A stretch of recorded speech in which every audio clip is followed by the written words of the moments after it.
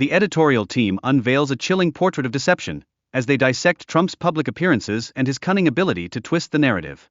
Misrepresenting support from various demographics, he crafts a mesmerizing illusion that manipulates public perception. But what lies beneath this carefully constructed facade?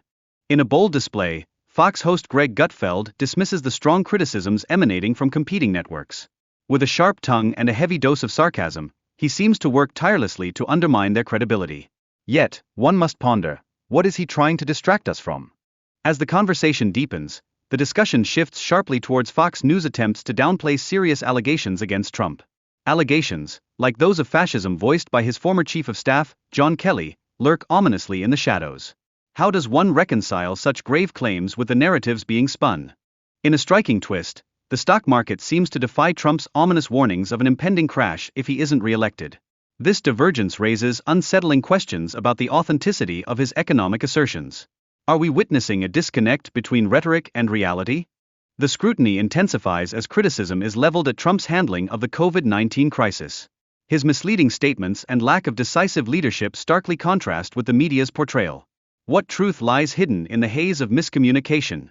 We find ourselves confronted with the chilling use of scare tactics employed by Trump and his allies. This desperate rhetoric, labeling Trump as a fascist, raises profound ethical questions about the integrity of the upcoming elections. What are the implications of such drastic labels?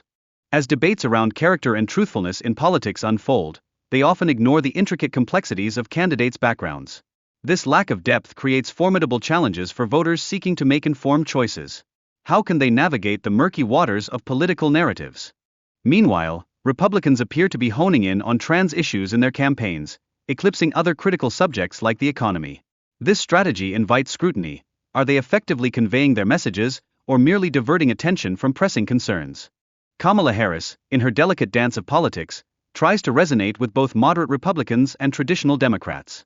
This dual approach speaks volumes about the fractured political landscape in which we find ourselves. But will this strategy bridge the growing divide?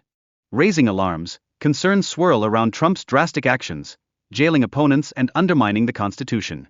These significant threats, largely shunned by mainstream media, echo ominously in the ears of political analysts and military officials alike.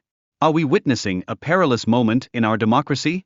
A shifting tide emerges as a coalition of Republicans, independents, and Democrats begins to coalesce, united against the perceived threat that Trump poses.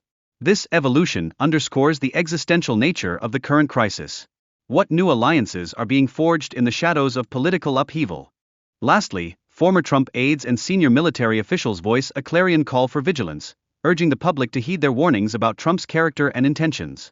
Their urgent insights illuminate a deep-seated concern for the very fabric of democracy. Are we prepared to listen?